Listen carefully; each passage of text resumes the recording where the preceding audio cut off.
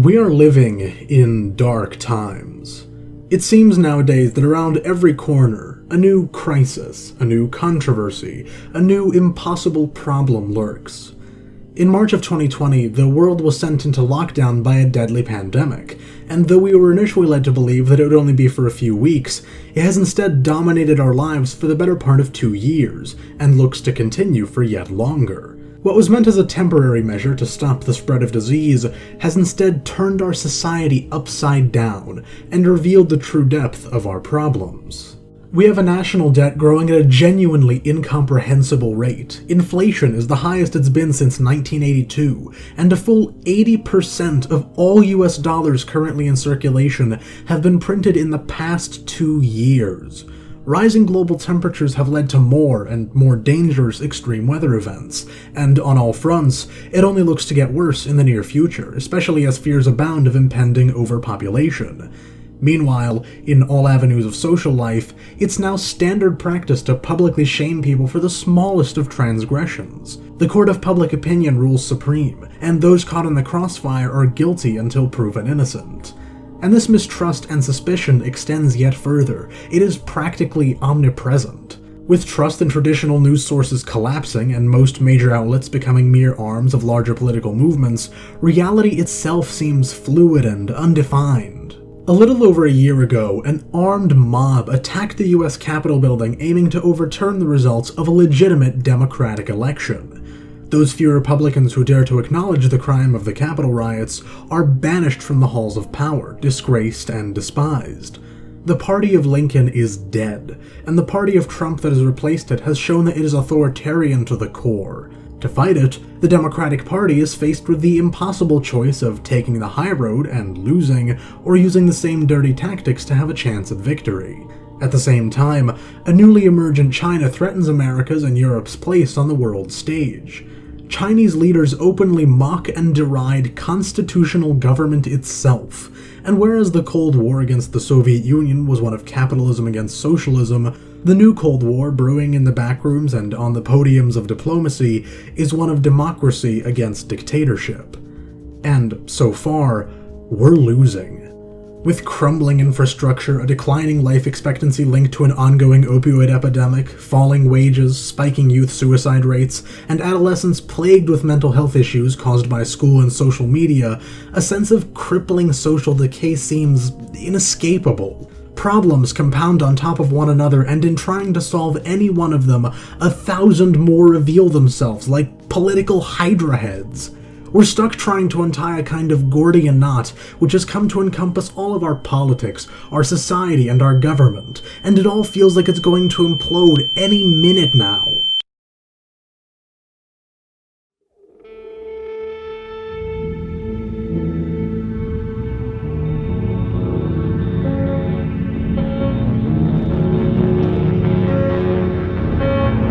In a situation like this, one can hardly be blamed for turning to the pessimistic belief that nothing can be done and that there's no way out. Though voter turnout may be the highest it's been in over a century, most Americans have embraced a kind of political nihilism, where it is simply accepted as a fact of life that the government is corrupt, both literally and figuratively, that neither party does anything right and yet we can never replace them. The democracy is always temporary, and that the disintegration of our republic is only a matter of time. In the face of such insurmountable odds, most who even dare to approach the subject end up believing that it's all pointless, that the coming collapse cannot be stopped, and that they are powerless to do anything about it. People feel atomized and alone, cut off from their fellow man and unable to bring about real change on their own. After all, the thinking goes, what can one random guy do to alter the course of history? The works of George Orwell are infamous for being overused and misused in quotes and analogies, but there is one passage from 1984 which describes this phenomenon in eloquent and succinct fashion. He felt as though he were wandering in the forests of the sea bottom, lost in a monstrous world where he himself was the monster. He was alone. The past was dead, the future was unimaginable. What certainty had he that a single human creature now living was on his side?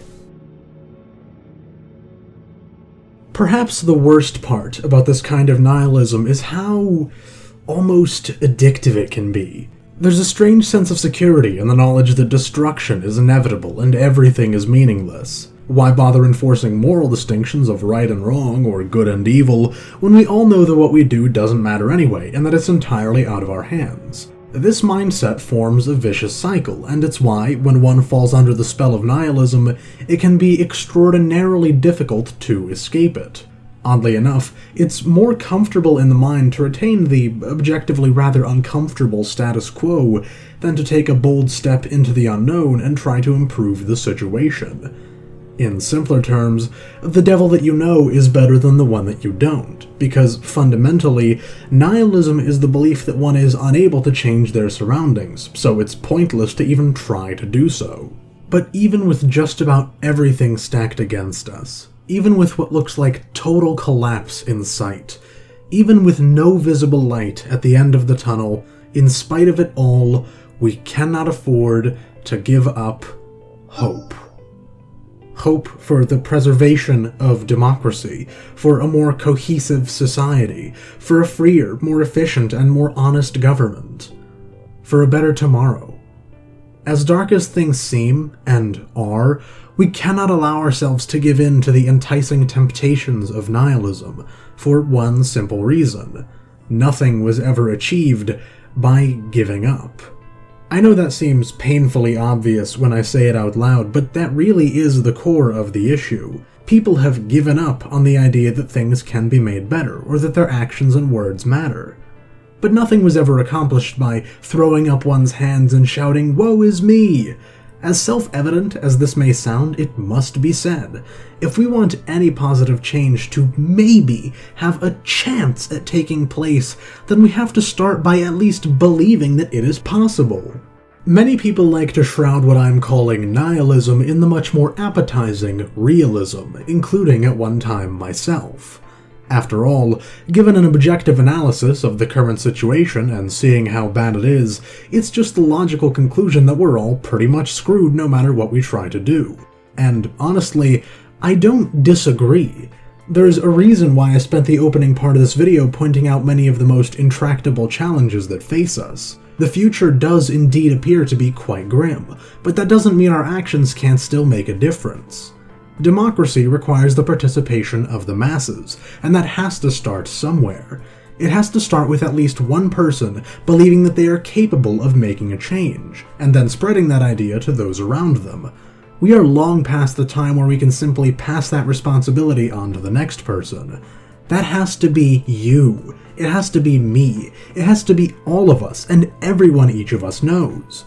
When so-called realism always just ends up as rationalized pessimism, it becomes little more than an excuse for inaction, and thus loses most of its value. The real question comes down to whether you want to be in the growing crowd of people slowly nodding and saying "I told you so" as things get worse, or if you want to try to prevent things from getting worse in the first place. Of course, that doesn't mean we need to cling to untenable ideas. Pragmatism is still very important.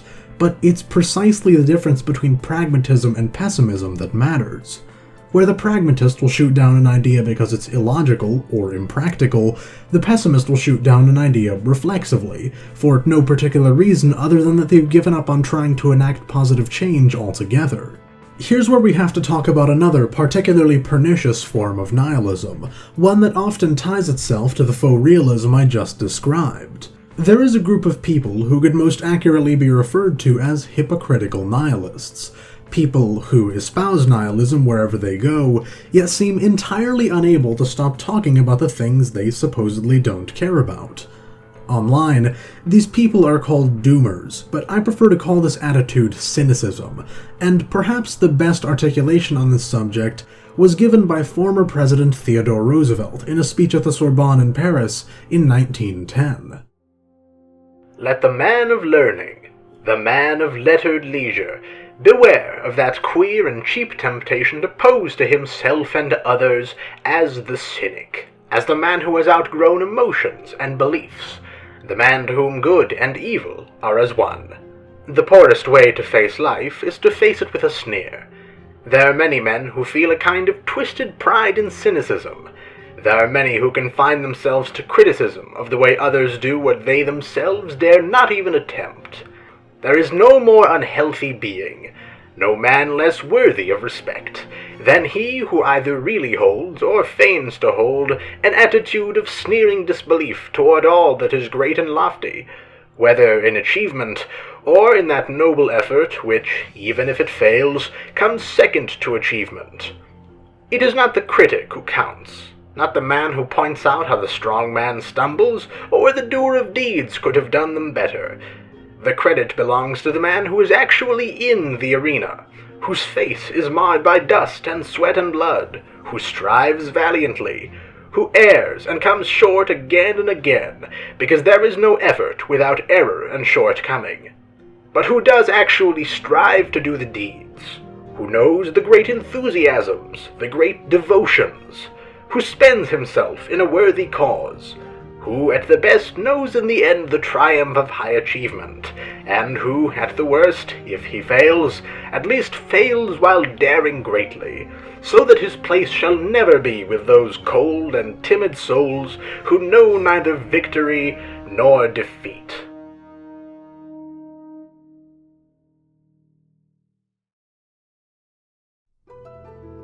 Though trying to improve the world around us may seem futile, it is precisely this pessimistic outlook which forestalls any such improvement in the first place.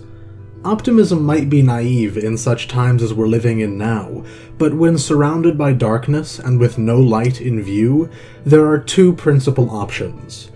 We can surrender and let the darkness consume us, or we can begin to make our own light. Not necessarily because it's logical, but because it's the only way we will ever find a path forward. If we want things to get better, optimism isn't just one of an expansive menu of options, it's the only real choice we have. Nihilism is a corrosive, parasitic disease that infects the human mind and makes it believe that it's our friend. It's not. It is a gangrene of the soul. It is the voice that whispers in your mind, telling you that it's all pointless, all meaningless, that you are alone in the world, that you should stop trying because what's the point? I'm not saying that allowing nihilism into the mind is inherently bad. Quite the contrary, it allows you to gain a more complete view of the world we live in. However, it is incredibly dangerous, and as the saying goes, when you stare into the abyss, you have to be careful not to let the abyss stare back into you. A pessimistic populace is a populace that can also be easy to manipulate. People desperately searching for a way out will often fall prey to the siren song of extremist ideologies on the far left or right. Conversely, embracing blind optimism, which dogmatically focuses only on the positive aspects of a situation, entirely ignoring the negative ones, can make one gullible and achieve the same effect, or alternatively, lead one down the same path of complacency as nihilism. That being said, since I started this video by describing many of the worst problems we face, allow me to end it by giving some tangible examples for how things are getting better in certain areas, and can continue to get better if we keep working towards it. If you grew up in the last 30 or so years, you probably learned in school about the hole that's been formed in the Earth's protective ozone layer, which was supposed to melt Antarctica. I certainly did. Well, what if I told you that it doesn't exist anymore? After protests and public outcry the world over, governments came to realize that this was a massive existential problem, so they came together and formed a plan which successfully closed the ozone hole. On a similar note, fossil fuel usage in the US is the lowest that it's been in 30 years. The UK is now practically coal-free, and the use of renewable forms of energy around the globe is sharply on the rise. Regarding overpopulation, as common a concern as it is, most modern projections show that it's essentially a myth, and we needn't worry about it. That's far from all the good news when it comes to climate change, and the channel BritMonkey has a very good video on the subject which goes further in depth, and which I would strongly recommend. Now, you may recall that I mentioned the falling wages in this country, but the report from which that information was drawn was published by the Economic Policy Institute in 2018, and a great deal has changed since then. As a result of the so-called Great Resignation, wages are actually now rising quite significantly, and this trend looks to continue at least for the near future. As for China, although they have become a very serious threat and still remain one, the meteoric rise which they've seen in the last decade seems to be coming to a rather abrupt end.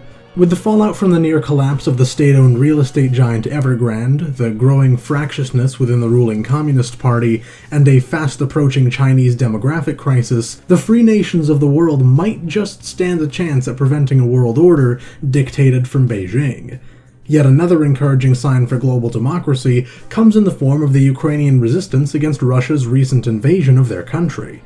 Going against the expectations of just about all international observers, the Ukrainian armed forces have brought the Russian advance to a grinding halt and denied them the quick victory that everyone predicted.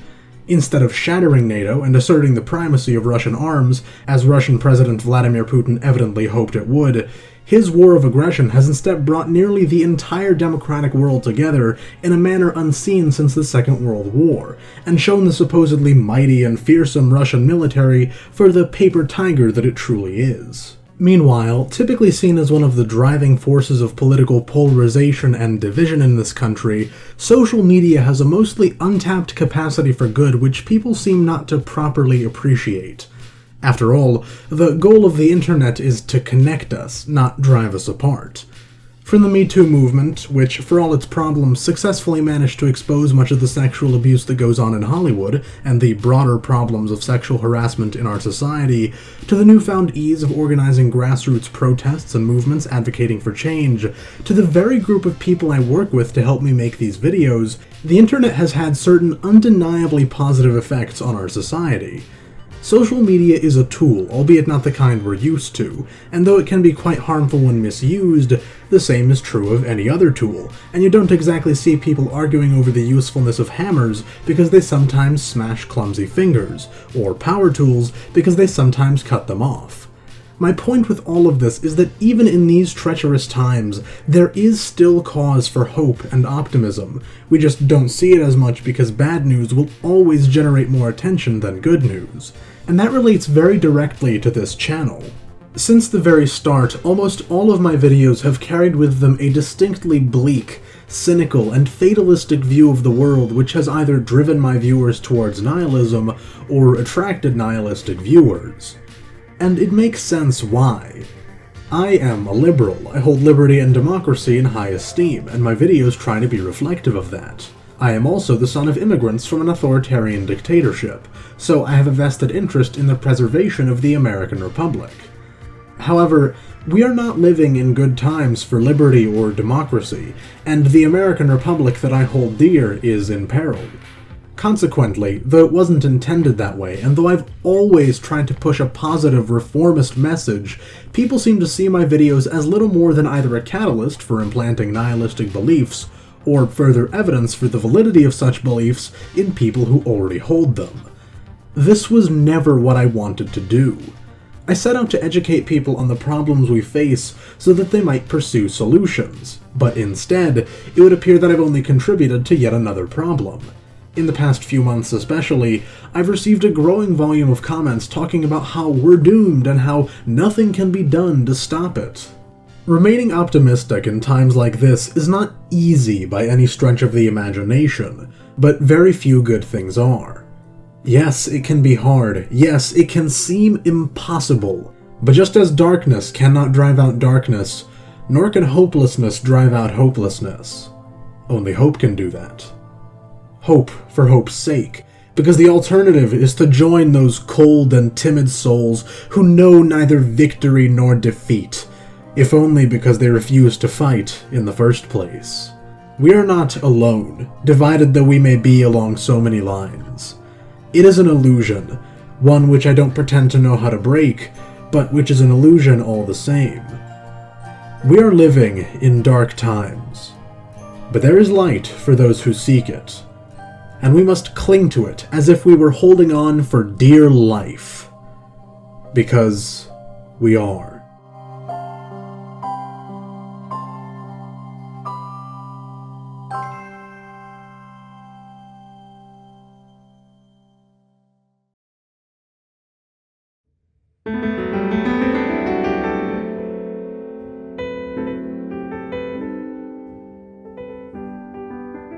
Hello everyone! Well, everyone who's still here at least. I started writing this video in December last year, and I planned to publish it in February. Instead, I didn't even finish writing it until February. The end of my senior year of high school, both in terms of academics and of my personal life, turned out to be a lot more chaotic than I could have expected. There were very long stretches of time ranging from weeks to full months when I just didn't have the time or the energy to work on this. This video is probably the most important one that I've ever made, and it's why I poured so much effort into it.